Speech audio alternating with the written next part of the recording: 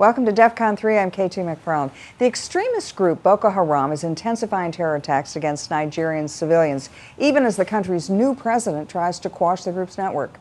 Just this Sunday, Boko Haram launched a string of terror attacks in central Nigeria, killing dozens. Well, here with reaction is former U.S. Ambassador to Nigeria, John Campbell, and Emmanuel Ogebe. He's an international human rights lawyer specializing in Africa. Emmanuel, let me turn to you first. What is the situation on the ground in Nigeria now?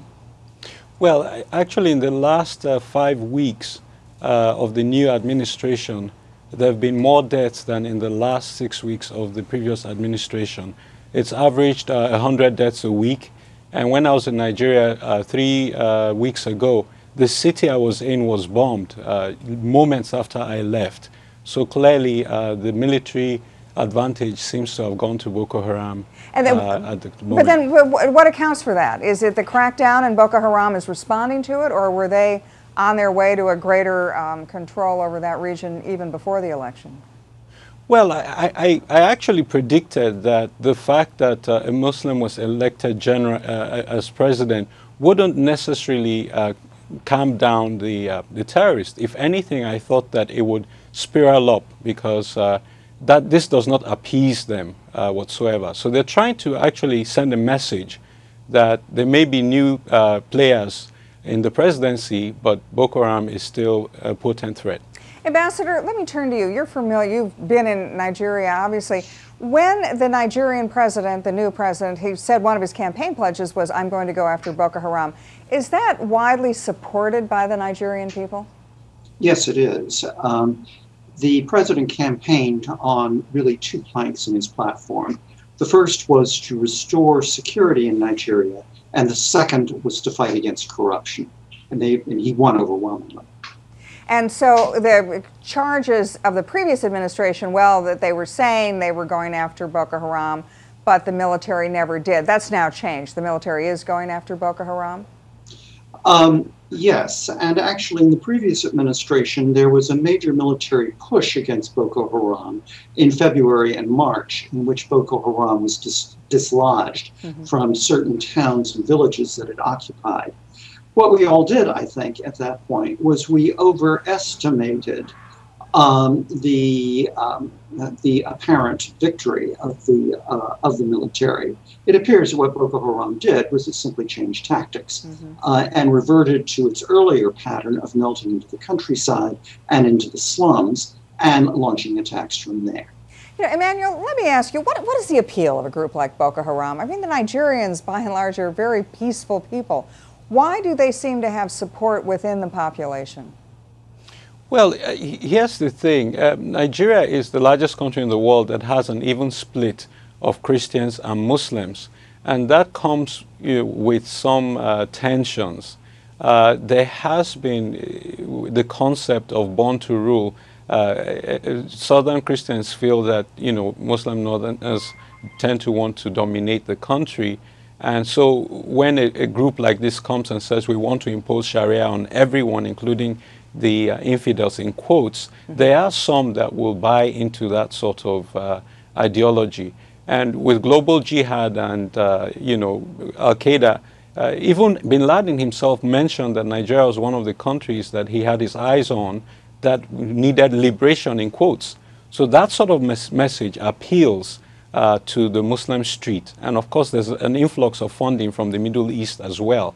So there's plenty of incentive to join such groups. Do you think, let me ask you, Ambassador, do you think Nigeria could descend into a civil war, sort of a Christian versus Muslim civil war? A civil war, yes, but not Christian versus Muslim. I think what's going on in northeastern Nigeria is a civil war, but amongst Muslims. Boko Haram is part of a broad movement called Salafism, very strict, very literalist. Nigerian Islam in the north traditionally has been broad, tolerant, mystical, Sufi. So it's a civil war, but it's within Islam, I think, predominantly. Yeah, Emmanuel, when you mentioned that Osama bin Laden even had his eye on Nigeria and that there's funding coming from the Middle East and the Gulf countries, or Gulf families. To what extent is Boko Haram kind of ripe to ally itself with ISIS, with Al-Qaeda, with other radical Islamic groups? Or is Boko Haram really an indigenous Nigerian problem? Well, I mean, the history shows that even when the U.S. Toppled the Taliban in Afghanistan during the invasion, that Nigerian foreign fighters were found fighting alongside Al-Qaeda. So there has been a rich history of extremism in northern Nigeria, allied to the Middle East.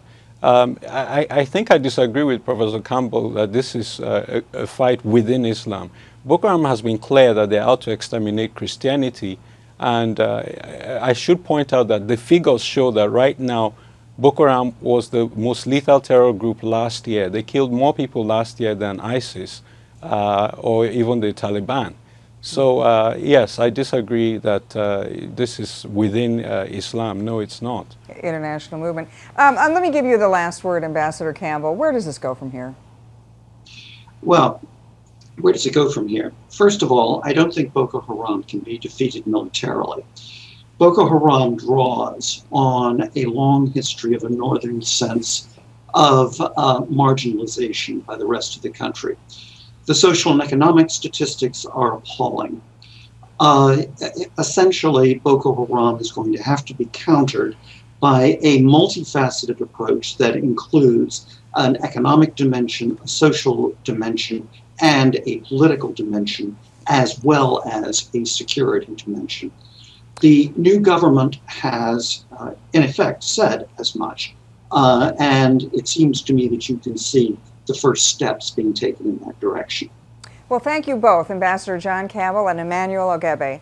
And check out foxnews.com for more on the fight against Boko Haram and, in fact, the fight against radical Islam worldwide. I'm KG McFarland, and thanks for watching.